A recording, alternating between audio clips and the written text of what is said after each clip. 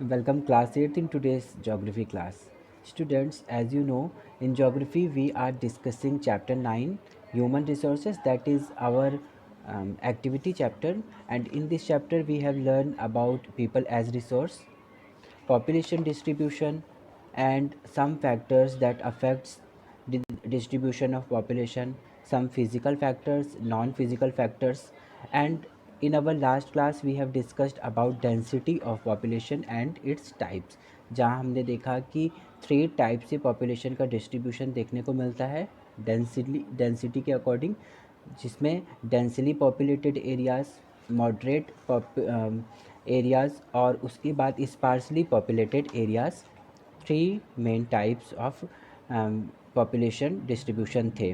Then हमने different patterns भी पढ़े, and today we will continue our study with population composition. आज हम देखेंगे कि पॉपुलेशन कंपोजिशन क्या है और इसकी इम्पोर्टेंस क्या है, कौन कौन सी चीज़ें हैं जो हमारी पॉपुलेशन की क्वालिटी को बताती हैं। ठीक है, so let's start. Population composition. The population composition is defined as the structure of the population. Age, literacy, sex, and occupation are the major component of population composition.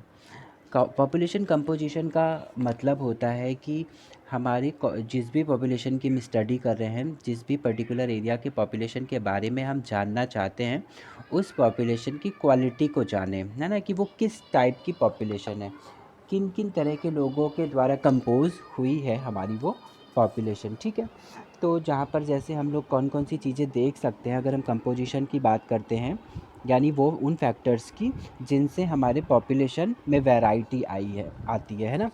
तो जिसमें से हम देख सकते हैं कि डिफरेंट एज ग्रुप के लोग हमारी पॉपुलेशन में पाए जाते हैं।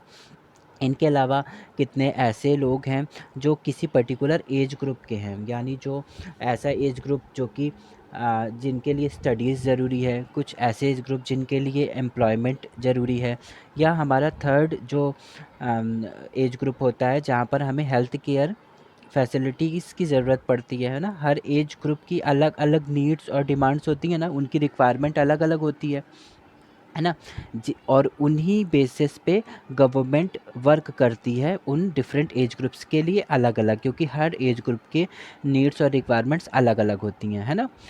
नेक्स्ट हम लिटरेसी रेट के अकॉर्डिंग भी पॉपुलेशन कंपोजिशन बनाते हैं, देखते हैं कि कितने लोग हैं इस पूरे पॉपुलेशन में उस पर्टिकुलर एरिया में जो लिटरेट हैं और जो नॉन लिटरेट हैं। सेक्स में हम देखते हैं कितने लोग हैं जो मेल हैं, कितने हैं जो फीमेल्स हैं हमारे उस पर्टिकुलर एरिया की पॉपुलेशन में।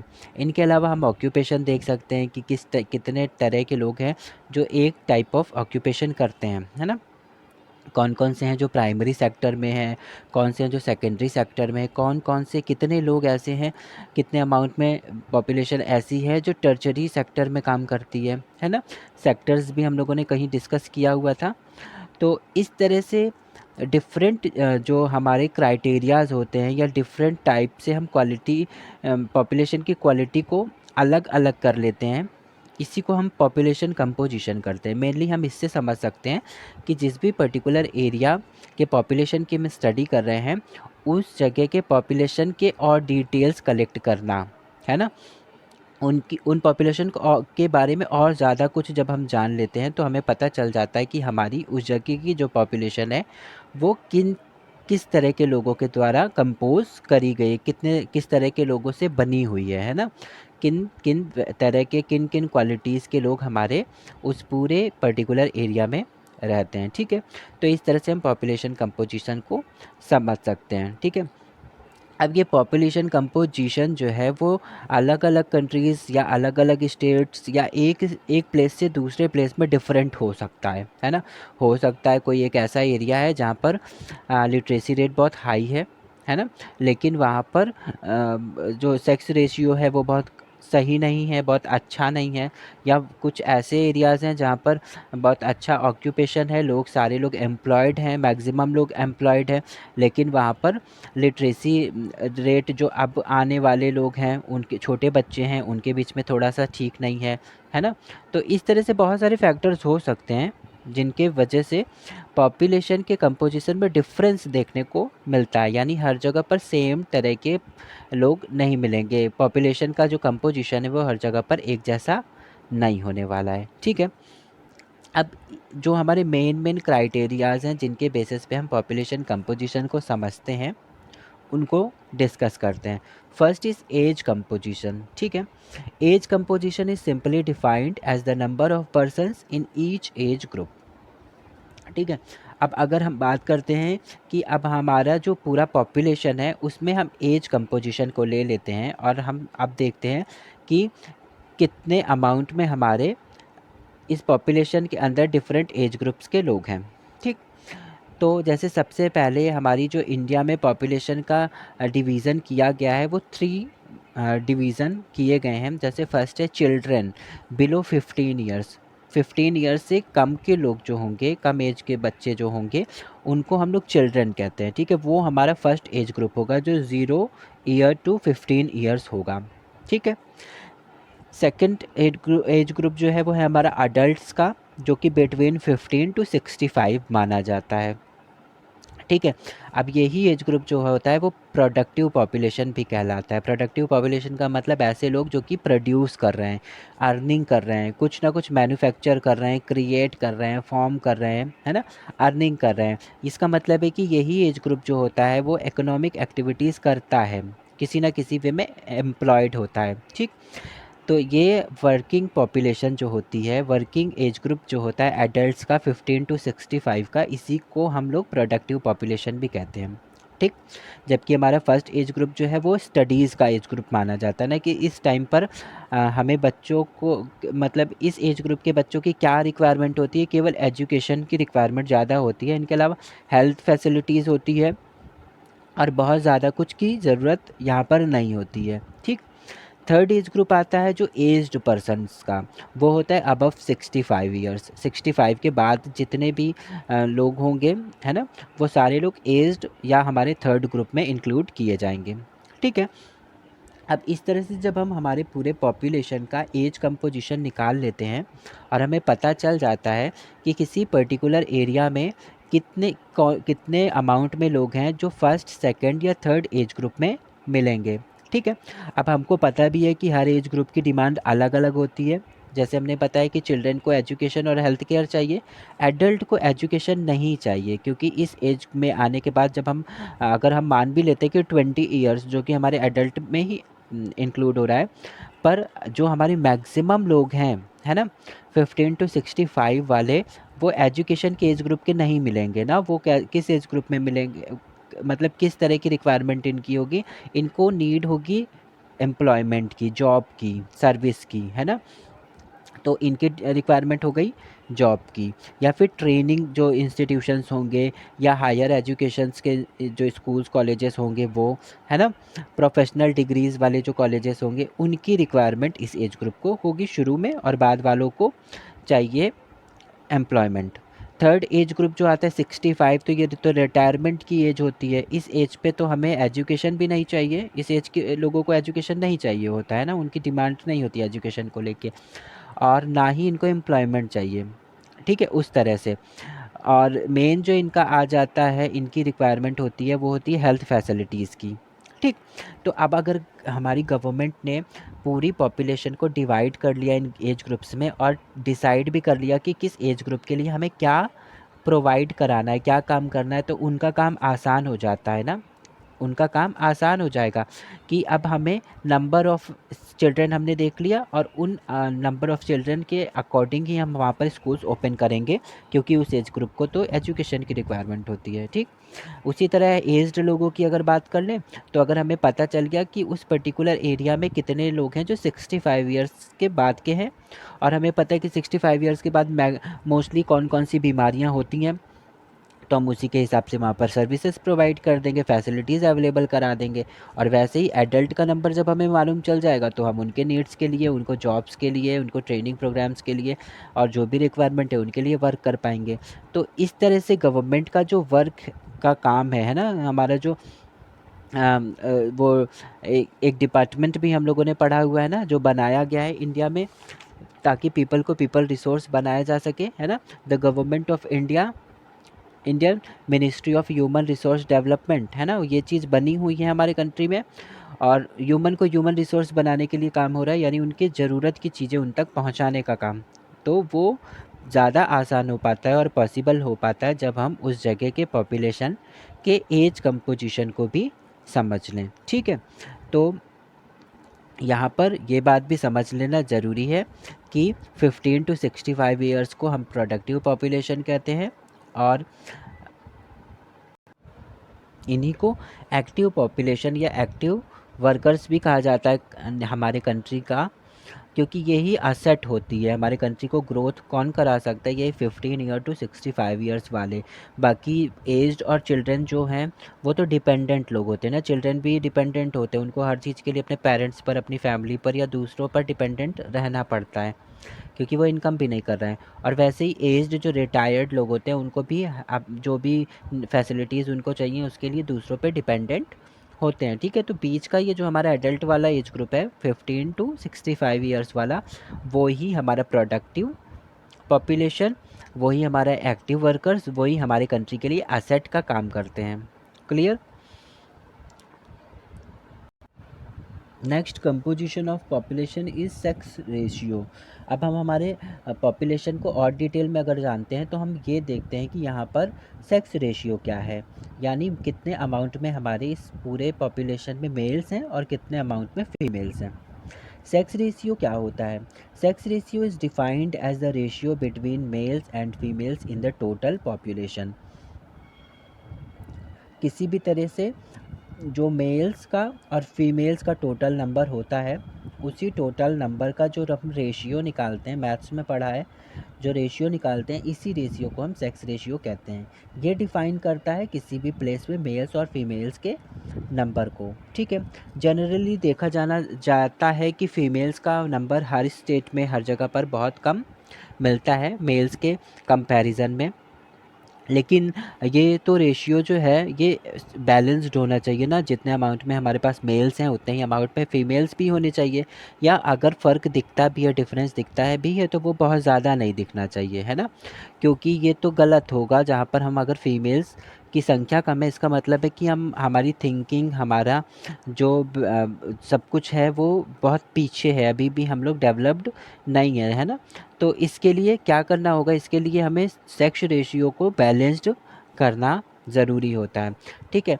अब ये डिफरेंस जो देखने को मिलता है ये होता है कई सारे बायोलॉजिकल रीजंस की वजह से भी, ठीक।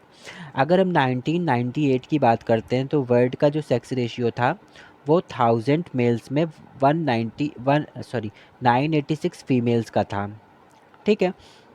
सेक्स रेशियो देखा जाता है 1000 मेल्स में, फीमेल्स का जितना भी अमाउंट होता है, जितने भी नंबर्स में फ़ीमेल्स होती हैं, उनके बीच का रेशियो निकाल कर, ठीक है, उन दोनों का ही रेशियो निकालते हैं और वही हमारा सेक्स रेशियो होता है। तो अगर 1998 का देख रहे हैं तो यहाँ पर 1000 मेल्स के बीच में 986 फीमेल्स हैं, इसका मतलब है बहुत ज़्यादा डिफरेंस नहीं है, है ना, फ़र्क बहुत ज़्यादा नहीं है और ये रेशियो ऑलमोस्ट बैलेंस्ड दिखाई दे रहा है। जबकि जब 2001 में हम आते हैं तो ये रेशियो फीमेल्स का नंबर 933 हो जाता है और मेल्स हमारे थाउजेंड्स ही हैं, ठीक है, थाउजेंड्स के बीच में 933, यानी पहले से 1998 से 2001 आते आते फीमेल्स का नंबर यहाँ पर कम हो गया है ना। तो और आज भी अगर हम देखते हैं तो बहुत सारे स्टेट्स में अभी भी मेल्स और फीमेल्स के अमाउंट में बहुत ज़्यादा डिफरेंस देखने को मिलता है, यहाँ पर फीमेल्स बहुत ज़्यादा कम है और मेल्स की संख्या अभी भी ज़्यादा है। इसके पीछे के रीज़न्स क्या हैं? रीज़न्स यही हैं कि जैसे फीमेल्स फोर्टिसाइड्स, कई बार होता है कि जो गर्ल चाइल्ड होती है उसको बर्थ से पहले ही मार दिया जाता है ना, पता करके कि वो मेल है या फीमेल है। और कई बार क्या होता है कि माल नरिशमेंट होता है, जब लड़कियां पैदा हो जाती हैं तो उनका बहुत ज़्यादा केयर नहीं किया जाता है, उनको बहुत ज़्यादा ध्यान नहीं दिया जाता है, जिसके वजह से वो कमज़ोर हो जाती हैं, कुपोषित हो जाती हैं, है ना। और उसके बाद वो बीमार भी हो जाती हैं और कई बार उसके वजह से भी उनकी डेथ हो जाती है। Lack of awareness among parents कई बार क्या होता है कि पेरेंट्स को अवेयरनेस नहीं है ना, कि वो किस तरह से वो नरिशमेंट दे सकते हैं अपने बच्चे को, कैसे वो ज़्यादा अच्छे से केयर कर सकते हैं, उसके वजह से भी ये चीज़ें होती हैं। और कई बार जो हमारे ट्रेडिशनल बिलीफ सिस्टम्स हैं उनकी वजह से भी होता है, जहाँ पर हमारे कल्चर, हमारा इंडियन कल्चर कई बार मेल्स को या बॉयज़ को बहुत ज़्यादा वैल्यू देता है, और वहाँ पर बात आ जाती है कि हाँ गर्ल्स हैं तो वो तो दूसरे के घर चली जाती हैं, उनकी शादी हो जाती है, क्योंकि हमारे कल्चर में ही ऐसा है ना, हमारा ट्रेडिशन ही ऐसा रहा है। और जो बॉयज़ होंगे वही हमारा केयर कर सकते हैं हमारे ओल्ड टाइम में, जब हम बूढ़े हो जाएंगे, है ना। अर्निंग का सोर्स भी हमारा बॉय ही होगा, बेटा ही हो सकता है, सन ही हो सकता है। इसीलिए जो ये ट्रेडिशनल थिंकिंग है वो भी एक रीज़न है जिसके वजह से लोग मेल्स को बहुत ज़्यादा वैल्यू देते हैं और फीमेल्स को कम देते हैं, है ना। In some states of India like Haryana, Punjab, Delhi and Gujarat, the situation is alarming.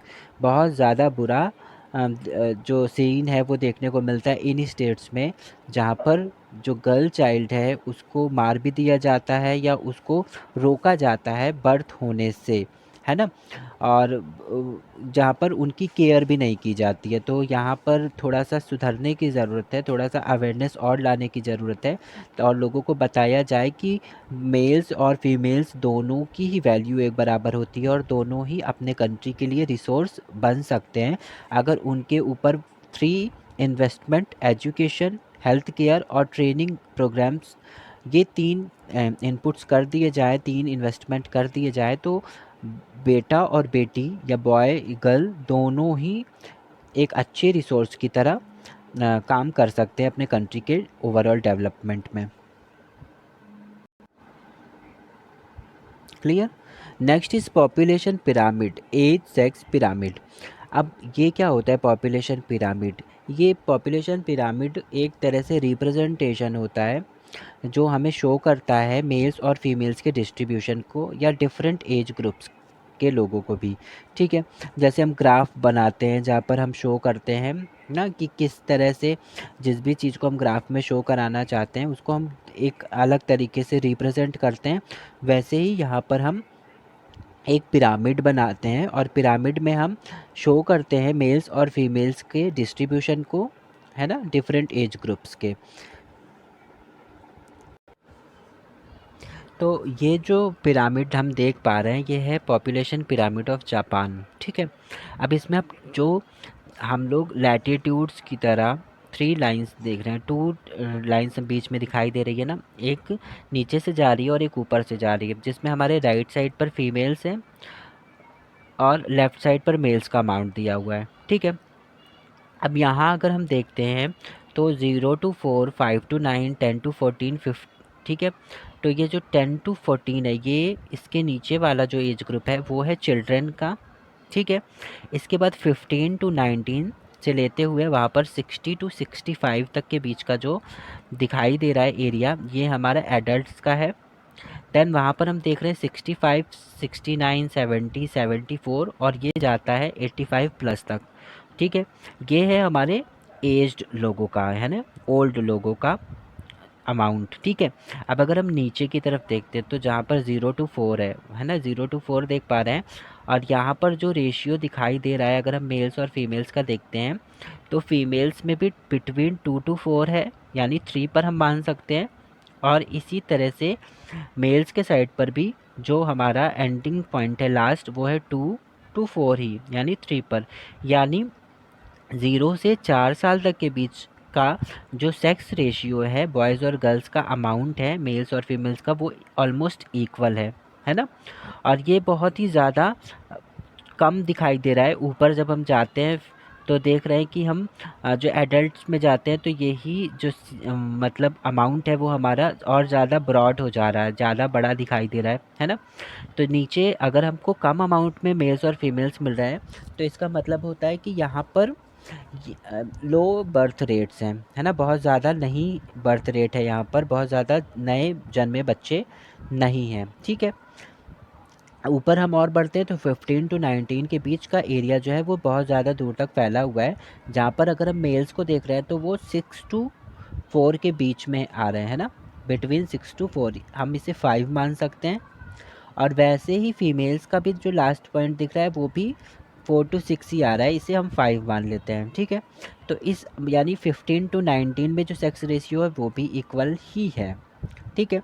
और एडल्ट्स का अमाउंट यहाँ पर हमारे पास ज़्यादा है, फिर 15 से 19 साल तक के मेल्स और फीमेल्स हमारे पास जापान में ज़्यादा हैं इस पिरामिड के अकॉर्डिंग, ठीक है। इसी तरह जो एरियाज़ हमें दिखाई दे रहे हैं जहाँ पर कम ब्रॉडनेस है, थोड़ा सा कम अमाउंट में फैला हुआ है, तो हम उस एज ग्रुप के लोगों को समझ सकते हैं कि वो कम हैं जापान में इस पिरामिड के अकॉर्डिंग, ठीक। फिर एज्ड ग्रुप में हम ऊपर की तरफ जाते हैं तो हम देखते हैं कि धीरे धीरे यही मेल्स और फीमेल्स का जो नंबर है वो कम होता जा रहा है, यानी 70 to 74 एज ग्रुप के जो लोग हैं वो 0 to 2 है, यानी 1 मान लिया गया इसको, ठीक है। बहुत कम होता जा रहा है। और जब हम बिल्कुल टॉप पे जाते हैं 85 प्लस में, तो हम देखते हैं कि ये बहुत ज़्यादा कम है, यानी लेस देन 1 है। जो भी रेशियो आ रहा है उससे भी बहुत ज़्यादा कम अमाउंट में हमारे पास 85 प्लस एज के लोग होंगे, है ना। तो इस तरह से पॉपुलेशन पिरामिड जो है हमारा वो शो कर देता है amount of males and females, and वो ये भी साथ में शो कर देता है कि किस एज ग्रुप के लोग कितने अमाउंट में हमारे पास हैं जिस भी कंट्री का हमने पिरामिड शो किया होगा, ठीक है। इसी तरह से हमारे बुक में एक पॉपुलेशन पिरामिड इंडिया का बना हुआ है और एक पॉपुलेशन पिरामिड केन्या का बना हुआ है, ठीक है। इसको भी हम खुद से स्टडी कर लेंगे, ठीक है। बिल्कुल जापान के पिरामिड की तरह ही है। Next is rural urban divide. अब दूसरे तरीके से हम हमारे पॉपुलेशन का कंपोजिशन अगर देखते हैं तो हम इस तरह से भी देख सकते हैं कि कितने अमाउंट में लोग हमारे पास रूरल एरियाज़ से बिलोंग करने वाले हैं और कितने हैं जो अर्बन हैं, ठीक है। रूरल मीन्स ग्राम, गांव, विलेज, और अर्बन है हमारा टाउन या सिटी, ठीक है। अगर हम हमारी टोटल रूरल पॉपुलेशन या अर्बन पॉपुलेशन की बात करते हैं तो जो डाटाज़ हैं, जो डाटा हमारे पास अवेलेबल है 2004 में जो डाटा हमें मिला है वो शो करता है कि अब around 47% of the world population was urban, ठीक है। 47% तक के का पॉपुलेशन हमारे पास अर्बन है, ठीक है। जबकि अगर हम और देखते हैं तो 70% के आसपास, अराउंड 70% पॉपुलेशन हमारे पास जो है अभी वो विलेजेस में रहती है, गाँव में रह रही है ना। तो इस तरह से the major reason is that India is an agricultural country where a majority of population is engaged in agriculture, ठीक। क्योंकि रूरल एरियाज़ में भी लोग वही लोग रह रहे हैं जो लोग एग्रीकल्चर कर रहे हैं, क्योंकि गाँव में या रूरल एरियाज़ में बहुत अच्छे ऑक्यूपेशंस नहीं मिल पाते, बहुत अच्छी फैसिलिटीज़ नहीं मिल पाती, तो लोग अर्बन एरियाज़ की तरफ मूव करते हैं ना, माइग्रेट करते हैं, जिससे अर्बन एरियाज़ का पॉपुलेशन चेंज हो जाता है, बढ़ जाता है ना। क्योंकि वहाँ पर रिसोर्सेज भी ज़्यादा हैं और वहाँ पर एम्प्लॉयमेंट है, दूसरे तरह की भी अपॉर्चुनिटीज़ है, इसीलिए जाते हैं। तो अगर हम रूरल एरियाज़ की ही बात करते हैं केवल, तो वहाँ हम देखेंगे कि वही लोग ज़्यादातर मिलेंगे जो एग्रीकल्चरल वर्क में एंगेज होंगे, जिनके पास खुद का लैंड होगा या जिनके पास कुछ और दूसरे तरह की इकोनॉमिक एक्टिविटीज़ कर पाने के लिए रिसोर्सेज अवेलेबल होंगे, ठीक है। तो इस तरह से रूरल अर्बन डिवाइड के थ्रू भी हम हमारे पॉपुलेशन का कंपोजिशन देख सकते हैं। नेक्स्ट जो है जिसके थ्रू हम हमारे पॉपुलेशन कंपोजिशन को समझ सकते हैं वो है लिटरेसी, साक्षरता, ठीक है। अगर लिटरेसी की बात की जाती है तो पूरे वर्ल्ड में या हमारे इंडिया के डिफरेंट स्टेट्स में एक बराबर नहीं पाई जाती, इक्वल नहीं पाई जाती, बल्कि कहीं पर बहुत अच्छा लिटरेसी रेट है और कहीं पर थोड़ा सा कम अच्छा भी होता है, ठीक है। तो ये बहुत सारे रीज़न्स की वजह से होता है। कई बार अर्बनाइजेशन की वजह से जो एरियाज़ बहुत अर्बनाइज्ड हैं वहाँ पर फैसिलिटीज़ अवेलेबल हैं, वहाँ पर लोग लिटरेट हो जाते हैं। जो एरियाज़ अर्बनाइज्ड नहीं हैं, स्कूल्स कॉलेजेस अवेलेबल नहीं हैं, वो वहाँ के लोग इलिटरेट रह जाएंगे, है ना।